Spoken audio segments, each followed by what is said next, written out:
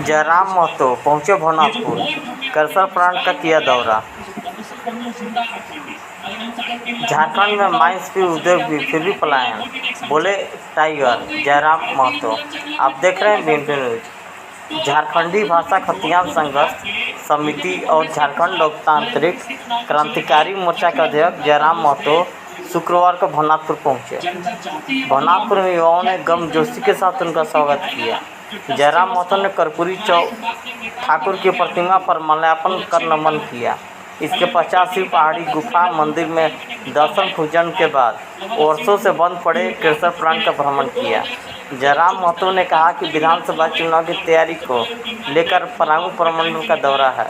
उन्होंने कहा कि जिस विधानसभा में उनकी पार्टी मजबूत स्थिति में रहेगी, वहां से वो प्रत्याशी उतारेंगे। लगभग 50 से 55 सीटों पर उनकी पार्टी चुनाव लड़ेगी। उन्होंने कहा कि अब आवश्यक हो गया है कि युवाओं को आगे आकर राज्य की कमान अपने हाथों में लेने की कोशिश करनी चाहिए। उन्होंने कहा कि आजकल प्रतियोगी परीक्षाओं के पेपर लीक हो जा रहे हैं। उन्होंने कहा कि जो व्यक्ति राजनीतिक में हैं, उनके बेटे न तो किसी परीक्षा का फॉर्म भरते हैं, न ही सरकारी अस्पताल में इलाज करवाएंगे। अब ऐसा राजनेता की आवश्यकता है जो जमीन मुद्दों को राजनीतिक करे, न कि लोगों को गुमराह करने की कोशिश करे। उन्होंने कहा कि झारखंड में माइंस भी है, उद्योग भी है, फिर भी यहाँ पलायन है।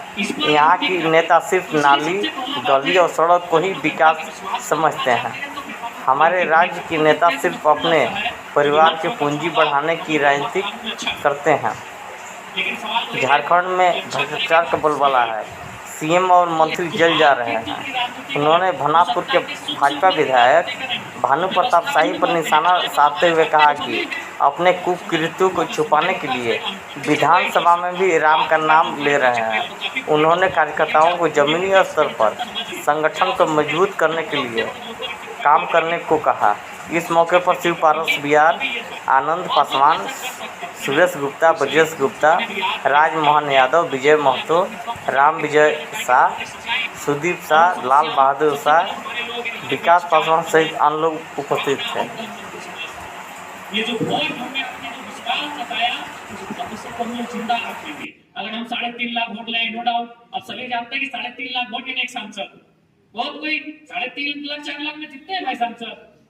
तो अब अगर हम इस वोट को भगा के बीजेपी कांग्रेस के पिछला 2019 के चुनाव में चले जाएं और फिर हम जनता को दोष दें, तो ये गलत बात है। जनता चाहती है बदलाव हो। क्या कोई ऐसा ईमानदार नेता इस मिट्टी में आएगा जो टस से बस ना हो? हमारे संभाग में एक नेता का नाम है आनंद मोहन, बहुत अच्छे नेता है।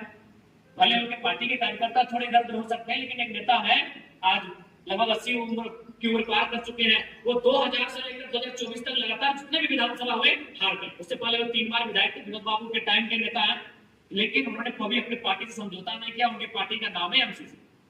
कई बार हारे। अगर वो चाहते हैं किसी को, और जब भी हारे मामूली अंतर से हारे, कभी 4000 से, कभी 6000 से, कभी 8000 से, यानी रनर अप में वही रहे। आज जब से झारखंड में अलग हुआ, मैंने उस शख्स को देखा, वो हमेशा रनर अप बन के रहे, लेकिन कभी किसी पार्टी के दामन को नहीं था, कभी अपने सिद्धांतों से समझौता नहीं किया। वो शख्स हारते हारते पता नहीं चुनाव लड़ेंगे कि नहीं लड़ेंगे। तो लाइक दैट जनता नेतृत्व खोज रही कि कोई ऐसा है बीजेपी में, तो आज जनता किस पे उम्मीद इसलिए बनाया क्योंकि कांग्रेस में नहीं, भाई कांग्रेस को जनता नहीं पसंद कर रही गठबंधन को, इसलिए उन्होंने जेबीएम सिखाया। अगर आप जीत गए फिर उसी पाले चले जाए तो जनता क्या, जनता बदलाव चाहती है। क्या नेता ईमानदारी पूर्वक नेतृत्व करना चाहता है? क्या नेता खुद को बदलते हुए नेतृत्व करना चाहता है? क्या नेता उनके भरोसे के साथ नेतृत्व करना चाहता है? ये सब इस पर अगर हम टिक जाते हैं तो इसलिए सबसे पहला बात है, अगर हम लोग जनता के विश्वास को जितना चाहते हैं तो नेता में क्वालिटी होनी चाहिए। तो जीतते हैं तो हमें पूर्ण आशा है जो विधानसभा का चुनाव होगा हम लोग गढ़वा पलामू में अच्छा करेंगे। लेकिन सवाल वही रहेगा कि अच्छा करने के बाद तो हार जीत से ऊपर राजनीति करेंगे, जो सत्ता के सुख से ऊपर की राजनीति करेंगे, जो व्यवस्था में जुड़ पाते हैं। अगर हमारे चाहते हैं समय का समय होता है, उसका अंत इससे कोई नहीं कर सकता है। तो आज जिस जो हमारे 2 चक्र वो काफी पुराना चुका है, उनकी पॉलिटिक्स क्या जनता समझ रही है, जनता से उबने लगे। हम लोग इतने बड़े लोगों के रूप में कोई रहेगी, सोच राजनीति करनी होगी तभी ये होगा, और लोग ऐसा कर सकते हैं। तो इसलिए जितने भी आज हमारे हैं, सबसे पहले हम लोग अपने सब संगठन के विस्तार के लिए जाएंगे तो बहुत समस्याएं थी, और उन समस्याओं सबसे पहले हमारे लोग हमारे बीच चार जो है कहावत है कि भाई भाई भाई का नहीं पड़ता, चार अगर भाई है ना तो चारों चार साल की बात करते हैं। अगर बड़ा भाई है तो पूरब की राह देखता है, छोटा भाई पश्चिम की राह देखता है। एक ही समय है जब चारों भाई एक ही राह चलते हैं, जब बाप मर जाए तो कंधा बोल हम अपना अर्थी कंधे में लाते हैं और जोरिया के चाय नदी के किनारे अपने अर्थी को लेकर जाते हैं। तभी तक दिशा एक सोच चल प्रखंड में के विचार थोड़ी सी होगी कम्युनिकेशन और उसके साथ कम्युनिकेशन। इंस्टाग्राम में लाखों लगभग 50 हाल चाल ले पाती क्या हमारी दुनिया तो नौ और एक मंडिया भी जो केवल डेडिकेशन यानी समर्पण पीछे मैं चाहता हूं हम लोग भी ये नहीं कि डिसिप्लिन के दायरे डिसिप्लिन हमसे हम नहीं तो ये चीजें हमारे साथ हैं। हम लोग डिसिप्लिन फॉलो करते हैं, डेडिकेशन को भी चाहते हैं, लेकिन जब डिसिप्लिन की बात थोड़ा स्कूल हो कॉलेज हो ये सबको मालूम है साहब 4 बार तब जूता पहनते और थोड़ा सा डिसिप्लिन में हम लोग का स्वभाव रहा है। लेकिन उम्मीद करते हैं आज हमें डिसिप्लिन हो सकता हुई, क्योंकि आप अब स्कूल के छात्र नहीं रहे, आप कॉलेज के छात्र नहीं रहे, आप फुटबॉल खेलने वाला प्लेयर नहीं रहे, इस राज्य की अगुवाई करने वाले नेतृत्व करता है। डिसिप्लिन मेंटेन आपको करना नहीं होगा। तो इन सब चीजों पे हम लोग फोकस करते हैं, नो डाउट हमारा संगठन बहुत अच्छा फलेगा।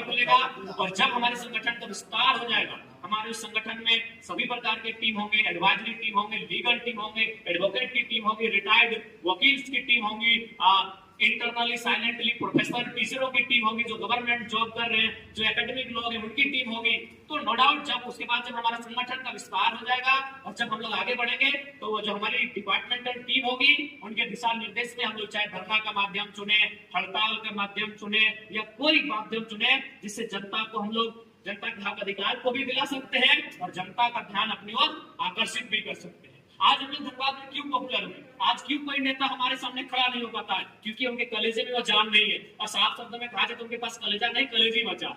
आसान नहीं है भैया, आप जिस कंपनी से चंदा लेते हैं उनके खिलाफ बोलेंगे, आसान नहीं है कि आप उनके खिलाफ बोलेंगे जिसके में आप भी शामिल है। ये तो किसी छुपा नहीं है। आज किसी नेता की पुर्जे को खोला जाए, मालूम चलेगा इस कॉलेज में उनकी पार्टनरशिप है, इस मॉल में उनका पार्टनरशिप है, इस दुकान में उनका पार्टनरशिप है, दारू के दुकान में उनका पार्टनरशिप है। तो भैया ऐसे लोग कहां से टिकेंगे। इसलिए नो डाउट जब हमारे संगठन का विस्तार होगा और फिर जब हम लोग जनता के बीच जाएंगे, जब जनता के बीच जाकर काम करेंगे, देखिए विचारधारा से ही बदलाव होता है। भगत सिंह की बात कीजिए चाहे नेपोलियन बोनापार्ट की बात कीजिए, उन्होंने एक ही लाइन कहा था कि क्रांति तलवारों से नहीं आती है, क्रांति बंदूकों से नहीं आती है, क्रांति विचारों से आती है। जो क्रांति होती है वो चमकती है विचारों से, वो सजती है विचारों से।